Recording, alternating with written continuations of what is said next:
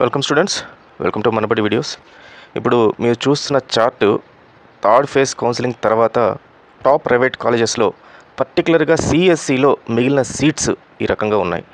సిబిఐటిలో మొత్తం ఖాళీలు వచ్చి 92 ఉంటే సిఎస్సి వరకు తీసుకుంటే మనకు 14 సీట్లు ఖాళీ ఉన్నాయి.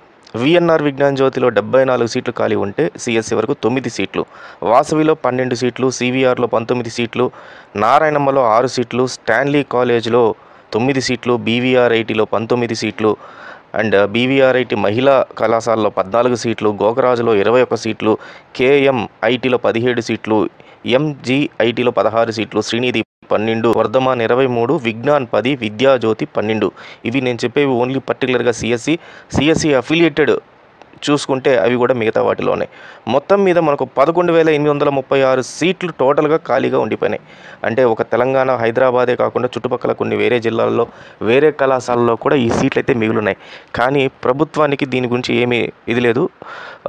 నెక్స్ట్ కౌన్సిలింగ్ కానీ లేకపోతే వేరేవి కూడా దాని గురించి సంబంధించి లేకపోతే కొత్త సీట్లు వస్తాయని ఎప్పటి నుంచో ఆశ పెడుతూ కూడా ఆ కొత్త సీట్ల గురించి కూడా ఇప్పటిదాకా మనకు నోటిఫికేషన్ రిలీజ్ చేయటం కానీ, ఫోర్త్ ఫేజ్ కౌన్సిలింగ్ గురించి ఉన్న ఖాళీ సీట్లు ప్లస్ ఆల్రెడీ కొత్త సీట్లు ఏవైతే ఉన్నాయో వీటన్నిటిని కలిపి ఒక కొత్త నోటిఫికేషన్ ఇస్తే మంచి కాలేజీలో కానీ లేకపోతే అసలు సీటే రాని స్టూడెంట్స్ అందరూ చేరతారనే ఆలోచన కానీ ప్రభుత్వానికి ఎక్కడ కూడా కనిపించట్లేదు.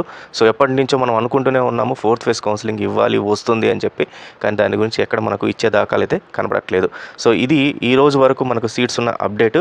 సో టుమారోకి మళ్ళీ ఏమైనా సీట్స్ గురించి వాటి గురించి ఏమైనా అప్డేట్ వస్తే ఖచ్చితంగా మన ఛానల్లో అప్డేట్ చేయడం జరుగుతుంది. All the best students, thank you very much.